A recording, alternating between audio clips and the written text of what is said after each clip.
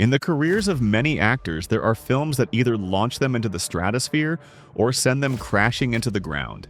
Today, we are looking at one such moment in the life of a very famous Belgian. We are, of course, talking about Street Fighter, the movie that delivered a hit to Jean Claude Van Damme's career that he never truly recovered from.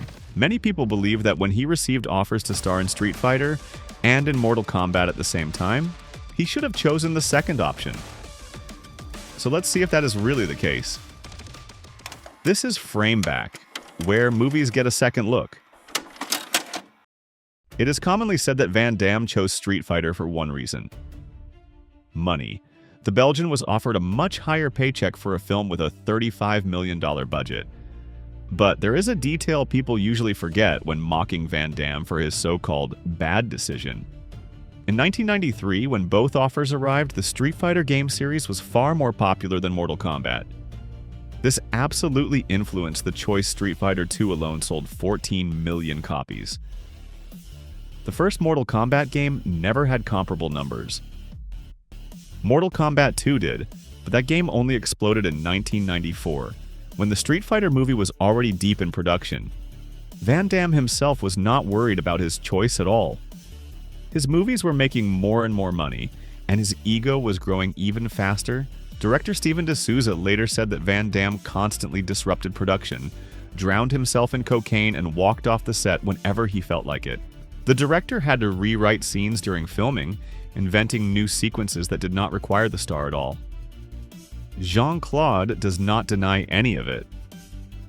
According to him, he was spending more than $10,000 a week on cocaine.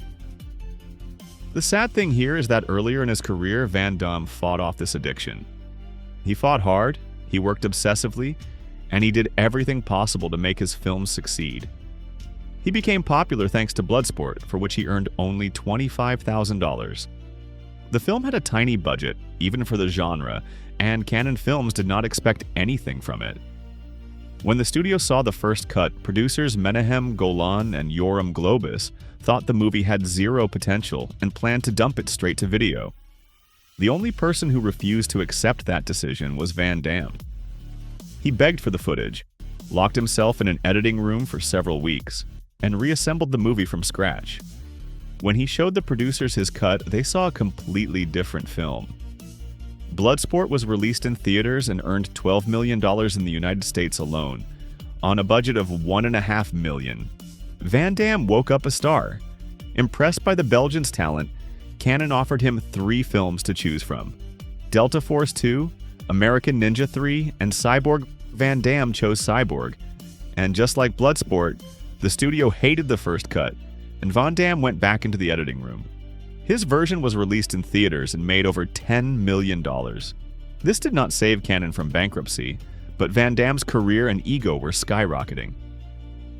His third attempt at editing a film came for a very different reason. In 1992, now a major star, Van Damme appeared in John Woo's Hard Target. Universal Pictures was perfectly happy with Woo's cut. Van Damme was not.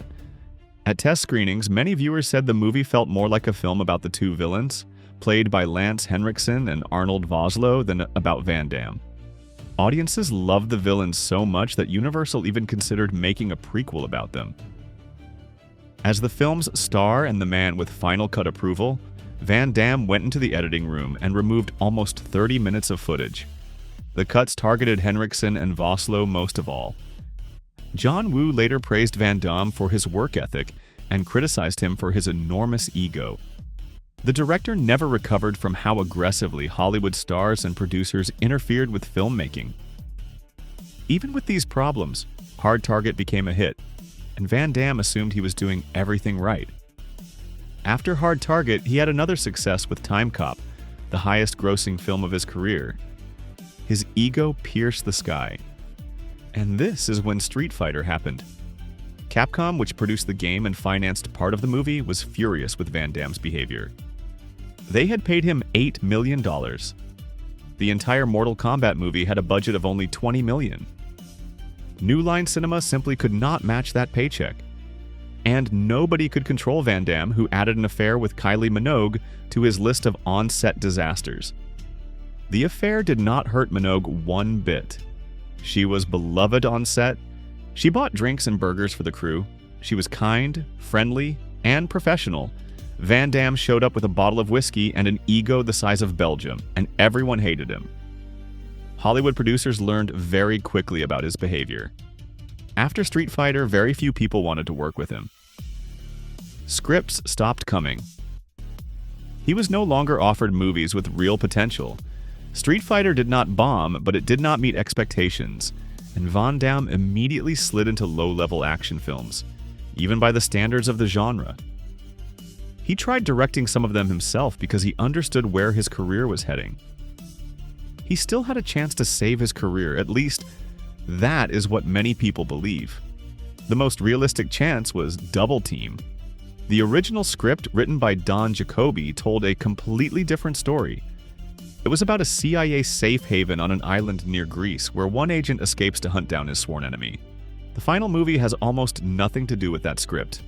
Van Damme says he signed on for a serious spy thriller, but once Mickey Rourke and Dennis Rodman joined the project, writer Paul Monas rewrote the script into a cartoon. It is easy to understand why Van Damme did not protest. His career was falling apart, his films were failing, and Double Team looked like one of his last chances to stay afloat. Rodman in 1996 was at the peak of his fame, and studios believed he could boost any film. They were wrong. Mickey Rourke was also experiencing a temporary critical revival. None of it helped. Double Team bombed and was destroyed by critics. It became Van Damme's final wide theatrical release. Even the later Universal Soldier sequel did not get as many screens. The original Universal Soldier was the last Van Damme film to receive a standard theatrical release in the United States.